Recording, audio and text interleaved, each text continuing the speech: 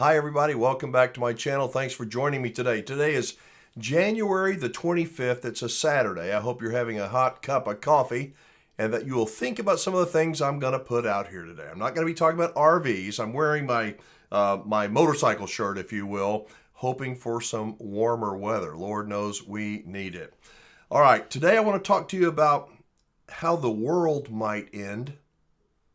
I'm serious. Just stick with me till the end of the video. And I'm going to talk to you about the incoming presidency and the outgoing team. Where do I start? Well, let's talk about the incoming team. And I want to know how you feel about this. We don't have to agree. That's fine. But I promise that Saturdays I'm going to try to kind of get away from RVs and just talk about things that you would talk about around a regular campfire. I think politics, as long as we don't get in too deep and we keep it civil, we can civilly disagree. So I, for one, am very glad we have a new administration coming in. I look and see what happened in the last minutes when the previous president, I don't want to say names, when the previous president pardoned everybody. Everybody.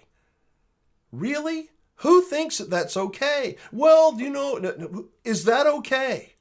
We're going to absolve everybody from everything, move forward. Next. Is that okay? I don't think so, but I think it is an example of the swamp, the freaking swamp that we have in politics. I think for the most part, politicians, they may appear to be nice and caring. I think that for the most part that they are selfish, evil, corrupt, self-serving, argumentative. They play with people's feelings and emotions. They lie to us. They pull our emotional strings and they can't do anything to help us.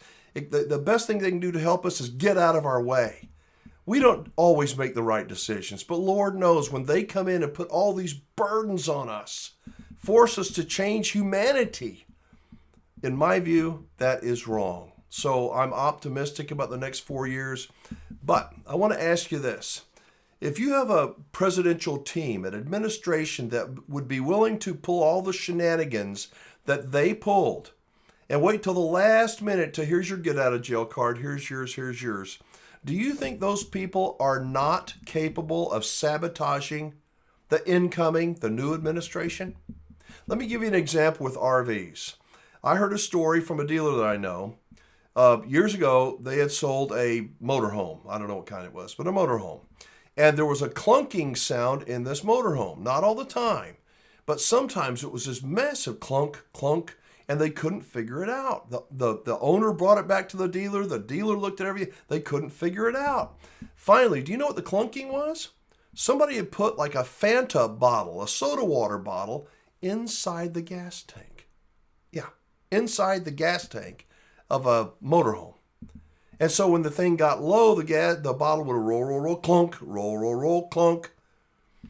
That's sabotage. That was intentional. Do you think that our incoming administration is going to feel that clunking going, what's that? What's that? Well, I don't know. I have become so skeptical in my old age. And I think so that most of it is well-deserved, this skepticism. How do you feel about it? Do you think that all the skeletons are out of the closet? There's nothing to see back in the past. We should only look at the future. And if that's the case, then what are we going to do in the future when we do find that Coke bottle rolling around in our gas tank? What are we going to do? Well, you're going to deal with it. Yeah. Who has to deal with it? The politicians certainly aren't. They're going to, yell at each other, blah, like professional wrestling. We're going to be the ones to deal with it. We need transparency and clarity. Amen. Now, I want to talk to you about how some are saying the world is going to end. And I am not kidding here. I'm going to play a 30-second video and come back and give you a little bit more information. Let's go. In 1966, a well-known scientist released a book with information that could impact everyone on Earth. But before anyone could read it, it was classified by the CIA. We only learned about it a few years ago when it was declassified. But the CIA only released 57 pages of the original 284-page manuscript. And those pages have been, in the CIA's own words, sanitized. Now, why does the CIA think this book is so dangerous that they had to hide it from the public for 60 years and continue to hide most of it? Well, it's because the man who wrote it describes the end of the world. All right, now that video, you can think it's a crackpot deal. It is not. It's 2 years old. I saw it 2 years ago. It's fascinating. That channel is fascinating, and I encourage you to watch it. I'm going to put a link to that video in the description of this video, and hopefully you'll watch it before you go, oh, crackpot, could never happen. Maybe it won't, but don't you like to explore things, do a mental exercise? I know I do. So the thing that triggered this video, this part of the video, a story came on the wire this week. CIA declassifies book detailing how the world will end.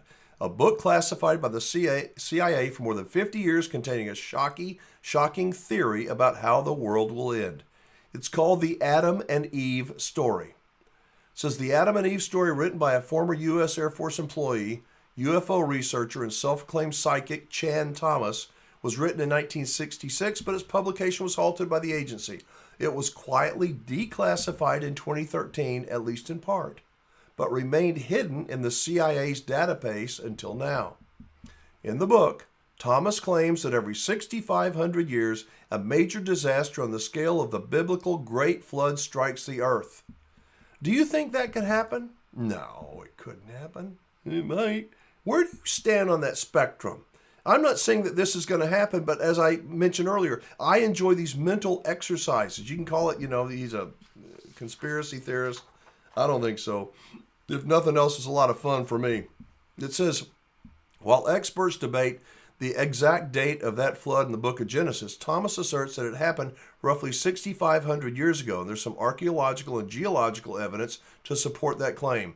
Isn't it funny if you ever watch these shows about ancient aliens and these shows where they find these ruins and cave paintings and where people lived up on a cliff? Why are almost all of them up high on mountains, on cliffs?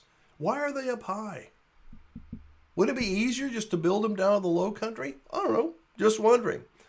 By that logic, Thomas argues that the next catastrophe is imminent. I'm going to leave it there, make today's video a little bit short, but I did want to get your attention. Do you think that the incoming administration has got some booby traps that are laying in wait for them?